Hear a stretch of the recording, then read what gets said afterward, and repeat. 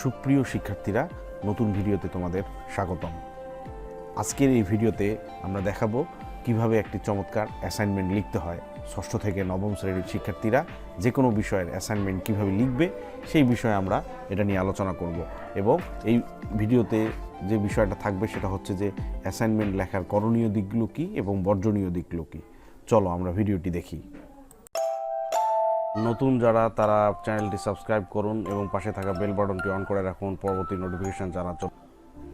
মাধ্যমিক শ্রেণীর শিক্ষার্থীদের জন্য অ্যাসাইনমেন্ট, কিভাবে অ্যাসাইনমেন্ট লিখতে হবে, করণীয় বর্জনীয় কাজগুলো কী, এটা হচ্ছে ষষ্ঠ থেকে নবম শ্রেণীর জন্য এই ভিডিওটি করা হয়েছে।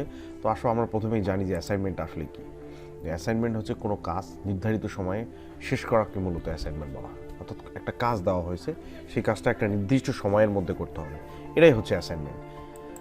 সো অ্যাসাইনমেন্টের যে কাভার পেজ, আমরা একটু কাভার পেজটা নিয়ে আলোচনা করি। দেখো এখানে কাভার পেজ, এই কাভার পেজটা কিন্তু লিখতে হবে না, এটা তোমাদের বোঝানোর জন্য আমি এখানে দিয়েছি। প্রথমেই স্কুলের নামটা লিখতে হবে, তারপরে থাকবে শিরোনাম। ধরা যাক শিরোনামটা আমাদের বিষয়টা হচ্ছে বাংলা, তো শিরোনাম হচ্ছে বাংলাদেশের নদ নদীসমূহ। বিষয় হচ্ছে বাংলা সাহিত্য, বাংলা প্রথম পত্র। এভাবে শিরোনাম থাকবে এবং বিষয় থাকবে। তার নিচে থাকবে নির্দেশনা, অর্থাৎ এটা শিক্ষকের নাম থাকবে। আর ডান পাশে থাকবে উপস্থাপনা বা সম্পাদনা বা রচনা, এরকম থাকতে পারে। এখানে নির্দেশনার জায়গায় তত্ত্বাবধানে থাকতে পারে। এখানে শিক্ষার্থীর নাম থাকবে, শ্রেণী, শাখা, রোল, এবং এখানে থাকবে জমা দেওয়ার তারিখ 4 নভেম্বর 2020, জমা দেওয়ার তারিখ একটা থাকবে। এবং এই সুন্দর করে একটা বর্ডার থাকতে পারে। এবং এই যে তথ্যগুলো, এই তথ্যগুলো কিন্তু অবশ্যই সাইন পেন ইউজ করতে হবে। হাতে লেখার সময় অবশ্যই সাইন পেন ইউজ করতে হবে। তবে এই ক্ষেত্রে আর একটা কাজ করা যেতে পারে যে কাভার পেজ কিন্তু সব সাবজেক্টের জন্য, বাংলা, ইংরেজি, গণিত, বিজ্ঞান, যত সাবজেক্ট আছে সব সাবজেক্টের কাভার পেজটা কিন্তু একই রকম হতে পারে, এটাতে কোনো সমস্যা নেই। সেক্ষেত্রে একটা কম্পিউটারে সুন্দর মতো এই রকম একটা ডিজাইনটা অন্যরকমও তুমি করতে পারো, কিন্তু মোটামুটি এইরকম যদি একটা ডিজাইন করো, সেই ডিজাইনটাকে সুন্দর মতো করে তুমি একটা প্রিন্ট দিয়ে নিলা। মানে এই কথাগুলো থাকলো যে স্কুলের নাম থাকলো, শিরোনাম, বিষয়, নির্দেশনা, উপস্থাপনা, নাম, শ্রেণী, রোল, এগুলো থাকলো। তারপর তুমি বাকিগুলোকে হাতে লিখলা, এই যে সাইন পেন দিয়ে এখানে শিরোনাম লিখলা, বিষয় লিখলা, শিক্ষকের নাম লিখলা, তোমার নিজের নাম, শ্রেণী, শাখা, রোল, এবং জমা দেওয়ার তারিখটা তুমি সাইন পেন দিয়ে হাতে লিখলা। তো এই কাভার পেজটাকে কিন্তু সুন্দর হওয়া আসলে খুব জরুরি। আমার মনে হয় যে তোমরা এতদিনে কাভার পেজ সম্পর্কে তোমাদের ধারণা হয়েছে এবং তোমরা কাভার পেজ সুন্দর মতো লিখতে পারছো। এরপরে আমরা পরের স্টেপটা আসি, যেটাকে সূচিপত্র বলা হচ্ছে। এই সূচিপত্রটা দেওয়া উচিত বলে মনে করি, একটা অ্যাসাইনমেন্টের সূচিপত্র থাকা উচিত। দেখো এখানে কিন্তু আমি একটা টেবিল করে নিয়েছি। এই টেবিলে ক্রমিক নম্বর, বিষয়বস্তু এবং পৃষ্ঠা 3টা কলাম করেছি। তো এই যে 1 নম্বর ক্রমিকে দেওয়া হচ্ছে ভূমিকার পৃষ্ঠা, অর্থাৎ ভূমিকাটা তুমি যেখানে লিখেছো, এই অ্যাসাইনমেন্টের যে ভূমিকাটা যে পৃষ্ঠায় লিখেছো সেই পৃষ্ঠার তুমি পৃষ্ঠা নাম্বার এখানে দিয়ে লিখলা যে হতে পারে সেই পৃষ্ঠা নাম্বার 2 অথবা 3, সেখানে তুমি লিখলা। এরপরে চলে আসতেছি আমি ক্রমিক নম্বর 2-এ মূল অংশ, বিষয়বস্তু হচ্ছে মূল অংশ। এই মূল অংশটা তুমি নিশ্চয়ই পৃষ্ঠা নাম্বার 3 বা 4-এ তুমি লিখেছো, তো এখানে লিখে দেবে পৃষ্ঠা নাম্বার 4 বা 5। যখন তুমি লিখবা সেটা দেখে তোমাকে পৃষ্ঠা নাম্বার লিখতে হবে। এরপরে ক্রমিক নম্বর 3-এ আছে উপসংহার। উপসংহারটা নিশ্চয়ই একদম শেষের দিকে যায়, শেষের পেজ হতে পারে যে 7 বা 8 নম্বর পেজ, সেটা দেখে তুমি এখানে লিখবা।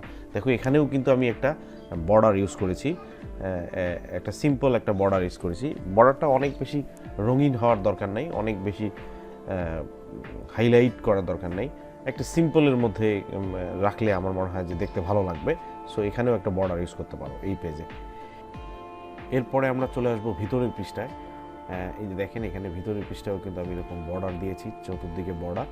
সো এই বর্ডারটাকে সুন্দর করে তোমাদের লিখতে হবে, বর্ডারটা যেন সুন্দর হয়। এবং চতুর্পাশে তোমরা 1 ইঞ্চি করে বর্ডার দিতে পারো, অথবা তোমার ইচ্ছে মতো যেটা দেখতে ভালো লাগবে ঠিক সেরকম একটা বর্ডার তুমি দিতে পারো। এখানে ভিতরের পৃষ্ঠা আমি লিখেছি তোমাদের বোঝানোর জন্য, সূচিপত্রের পরের পৃষ্ঠা এটা। সো এখানে প্রথমেই কিন্তু প্রশ্নটা লিখতে হবে।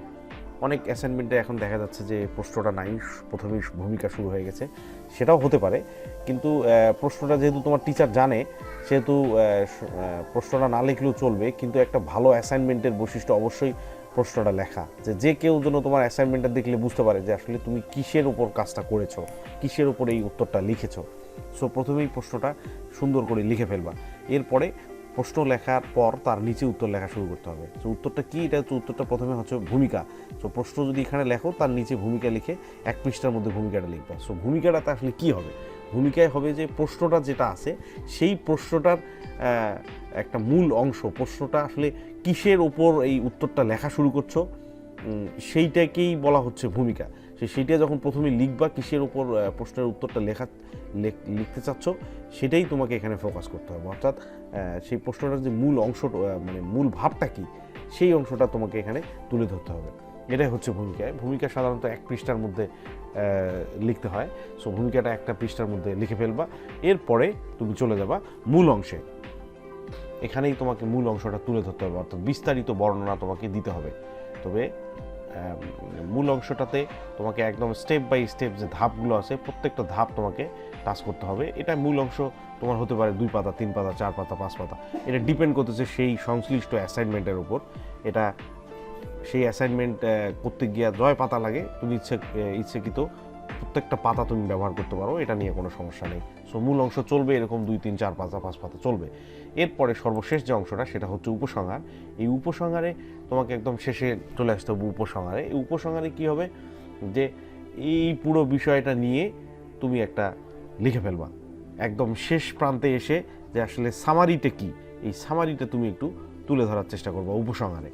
সো উপসংহার শেষ হওয়ার পর একদম লাস্টের যে পাতাটা থাকবে, শেষের পাতাটা অবশ্যই ফাঁকা রাখা উচিত। একটা সুন্দর অ্যাসাইনমেন্টে অবশ্যই শেষের পাতাটা ফাঁকা রাখা উচিত। শেষের পাতা লেখা উচিত নয় বলে আমি মনে করি পার্সোনালি, দেখতে ভালো লাগবে। একদম শুরুতে কাভার পেজ, একদম শেষে পাতাটা ব্ল্যাঙ্ক পেজ, দেখতে কিন্তু অবশ্যই ভালো লাগবে। সো শেষের পাতাটা ফাঁকা রাখা উচিত। এবার আমরা একটু জানি যে এই অ্যাসাইনমেন্ট লেখার কি কি করণীয়, কোন কোন বিষয়গুলো আমাদের মাথায় নিতে হবে। তো প্রথমেই আমাদের মাথায় নেওয়া উচিত যে প্রাসঙ্গিক উত্তর লিখতে হবে। যে প্রশ্নটা করা হয়েছে সেটার পারফেক্ট উত্তর দেওয়ার চেষ্টা করতে হবে। আমাকে প্রশ্ন করা হয়েছে বাংলাদেশের রাজধানীর নাম কি, আমি যদি বাংলাদেশের বিভাগীয় শহরগুলো সম্পর্কে লিখি তাহলে কিন্তু হবে না, আমাকে প্রাসঙ্গিক থাকতে হবে, পারফেক্ট উত্তরটা আমাকে দিতে হবে। 2 নম্বরে আছে যে পাঠ্য বই অনুসরণ করে লিখতে হবে। অর্থাৎ তোমার পাঠ্য বইয়ে কী আছে সেটা অনুসরণ করে লিখতে হবে, হুবহু নয়, সেটা অনুসরণ করে লিখতে হবে যে পাঠ্য বই আসলে কী বলার চেষ্টা করেছে এই বিষয়ে। 3 নম্বরে আছে রচনা লেখার মতো সহজভাবে ব্যাখ্যা করতে হবে। রচনা তোমরা কিভাবে লেখো, যে ভূমিকা লেখো, তারপরে রচনার কি পার্ট, স্টেপ বাই স্টেপ যে পার্টগুলো তোমরা লেখো রচনায়, ঠিক সেরকম সহজভাবে তোমাকে ব্যাখ্যা করতে হবে। এরপর আছে লেখা পরিষ্কার এবং স্পষ্ট হতে হবে। লেখা পরিষ্কার এবং স্পষ্ট হওয়া কিন্তু খুব জরুরি, এবং চেষ্টা করতে হবে হাতের লেখা কোনো ঝকঝকে হয়, ভালো হয়। পরিষ্কার মানে কি, মানে কোনো ঘষা মাজা করা যাবে না। স্পষ্ট মানে কি, সেখানে কোনো ধরনের কাটাকাটি রাখা যাবে না। ঝকঝকে তকতকে একটা খাতা থাকবে, ফ্রেশ খাতা থাকবে, যেন দেখলেই ভালো লাগে। এরপরে আছে ধারাবাহিকভাবে লিখতে হবে। অর্থাৎ ধারাবাহিক মানে কি, যে ভূমিকার পর তুমি উপসংহার দিলে, উপসংহারের পর মূল অংশ দিলা, বা উপসংহার আগে দিলা, এই যে বিষয়টা, সেই বিষয়টা কিন্তু এলোমেলো করে কোনো কিছু লেখা যাবে না। অথবা প্রশ্ন একটা করা হয়েছে, সেটা বাদ দিয়ে তুমি পরের আরেকটা প্রশ্ন চলে গেছো, এরকম না। ধারাবাহিকভাবে একটার পর একটা তোমাকে লিখতে হবে। এরপরে 6 নম্বর, নিজের বুদ্ধি খাটিয়ে লিখতে হবে। অর্থাৎ যে জ্ঞান, অনুধাবন, প্রয়োগ, সংশ্লেষণ, বিশ্লেষণ, এই যে উচ্চতর দক্ষতা, এই যে বিষয়গুলো আছে, সৃজনশীল যে বিষয়গুলো আছে, সেই বিষয়গুলোকে তোমাকে ফোকাস করতে হবে এবং নিজের বুদ্ধি খাটিয়ে নিজের ভাষায় তোমাকে লিখতে হবে। এরপরে 7 নম্বর আছে যে কাগজের এপিট ওপিট না লিখে 1 পাতায় লিখতে হবে। হ্যাঁ, এই কথাটা আমি প্রথমেই বলতে চেয়েছিলাম। সেটা হচ্ছে যে তুমি ধরো ভূমিকা লিখলা, 1 পাতায়, প্রথম পাতায়, একটা পাতার প্রথম পৃষ্ঠায় তুমি ভূমিকা লিখলা, ঠিক অপর পৃষ্ঠায় তুমি কিন্তু মূল অংশ লিখবা না, মূল অংশ লেখা যাবে না। ওটা একটা ভালো অ্যাসাইনমেন্টের বৈশিষ্ট্য নয়। একটা ভালো অ্যাসাইনমেন্টের বৈশিষ্ট্য সবসময় তোমাকে 1 পাতায় লিখতে হবে। অর্থাৎ পাতার যে প্রথম যে পৃষ্ঠাটা আছে সেই পৃষ্ঠায় লিখতে হবে, অপর পৃষ্ঠায় লেখা যাবে না। প্রথম পৃষ্ঠায় তুমি ভূমিকা লিখলা, অপর পৃষ্ঠায় কিছুই লেখা যাবে না, ঠিক পরের পাতায় চলে গিয়ে তোমাকে মূল অংশ লিখতে হবে। তো মূল অংশের কিছু অংশ লিখলা, পরের পৃষ্ঠায় তুমি আবার লিখতে পারবে না, ঠিক পরের পাতায় চলে গিয়ে আবার মূল অংশের কিছু লিখলা, ঠিক পরের পৃষ্ঠায় লেখা যাবে না, আবার পরের পাতায় লিখতে হবে। অর্থাৎ এপিট ওপিট না লিখে 1 পিটে লিখতে হবে। এটা একটা ভালো অ্যাসাইনমেন্টের বৈশিষ্ট্য। এরপরে আসি অ্যাসাইনমেন্টের বর্জনীয় দিকগুলো কি কি জিনিসগুলো আমাদের বর্জন করতে হবে, যে অস্পষ্ট করে লেখা যাবে না, অর্থাৎ কাটাকাটি ঘষা মাজা এসব করা যাবে না। এরপর হুবহু কপি নকল করা যাবে না, হুবহু কপি করা যাবে না, কোনো জিনিস দেখে দেখে হুবহু লেখা যাবে না। এই জিনিসটা মাথায় রাখতে হবে সবসময়। মানে লেখাটা ইউনিক হইতে হবে, লেখাটা তোমার মতো যেন হয়, লেখাটা যেন অন্যের মতো না হয়। এরপরে যেটা আছে যে বানান ভুল ও অশুদ্ধ বাক্য লেখা যাবে না, ভুল বানান করা যাবে না, এবং বাক্যগুলো অশুদ্ধ যেন না হয় সেটা অবশ্যই নজর দিতে হবে সেই বিষয়ে। এরপরে আছে অপ্রাসঙ্গিক বিষয়ে লেখা যাবে না। এটা আমি আগেই বলেছি যে বাংলাদেশের রাজধানীর নাম কি, তুমি লিখছো বাংলাদেশের বিভাগ এতগুলো আছে, রংপুর, রাজশাহী, খুলনা, সেখানে তুমি রাজধানীর বিষয়ে কিছুই নাই, তুমি বিভাগ নিয়ে কথা বলছো, সো এটা করা যাবে না।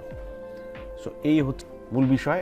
নিশ্চয়ই তোমরা ভিডিওটি বুঝতে পেরেছো, এবং এইভাবেই তোমরা অ্যাসাইনমেন্ট লেখার চেষ্টা করো। আশা করি তোমরা অ্যাসাইনমেন্টগুলোতে ফুল মার্কস পাবে।